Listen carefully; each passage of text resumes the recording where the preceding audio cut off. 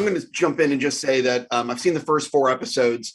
I can't express to you how much I loved them. They're so good. It's what I've been waiting for. And I think that it's because there's no Jedis, lightsabers, Skywalkers, or desert planets. It's other stuff that's happening in the Star Wars universe. Can you sort of talk about that aspect of the show? Yeah, man. I mean, I think that's what attracted us.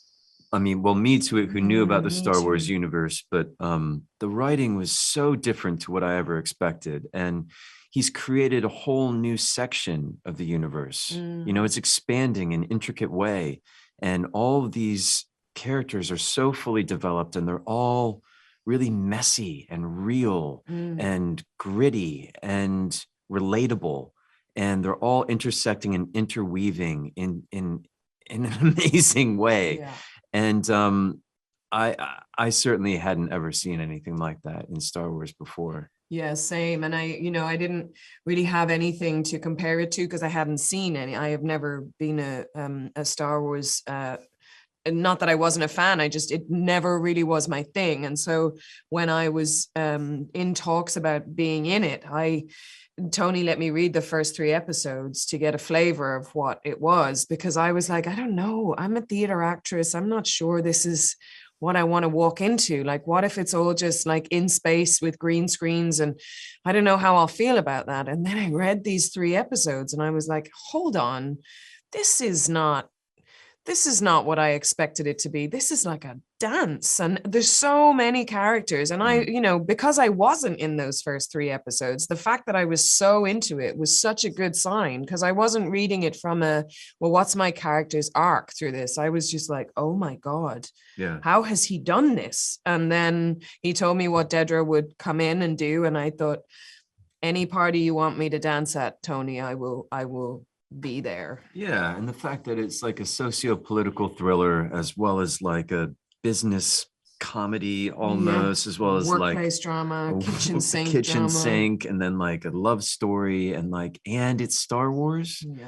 There's not a lot known about your characters, and I hate asking the generic question. I hate it, but I really do. But because I'm going to be running this way before it comes out, what are you allowed to say about your characters? So I'm playing Dedra Meero, and she works for the ISB, and she is an incredibly ambitious woman in this man's world. And she's sort of seeking to get to a place of power within this regime so that she can feel like in control. And yeah, everywhere she looks, she sees people not taking things seriously. It's like, in the trailer, Andor says they're so fat and something, they couldn't imagine that we would get full of themselves. She sees that too. She's looking around and going, they're fat and full of themselves. Lazy. And so she's like razor sharp. And in order to get to where she wants to go, she's prepared to go to any lengths to do that. Because as far as she's concerned, she's saving the Empire. She's going to go into the Empire and tell them this thing is happening. And unless you do something about it, we're all in danger. So yeah, it's kind of dangerous to be in a fascist regime when you're somebody who wants ultimate power, because you do some pretty horrendous things to but she's super sweet and nice and she dates, she bakes. She bakes. Yeah. She crafts. Totally.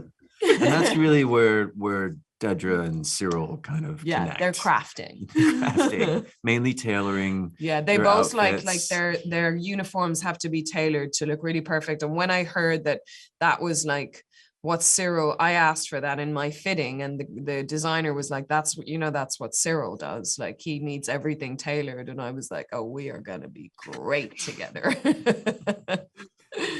What can you actually say on about your character?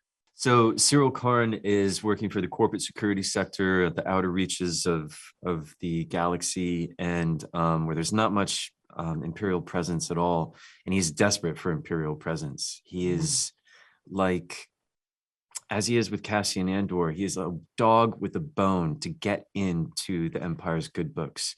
And he would be a perfect little SS officer for them.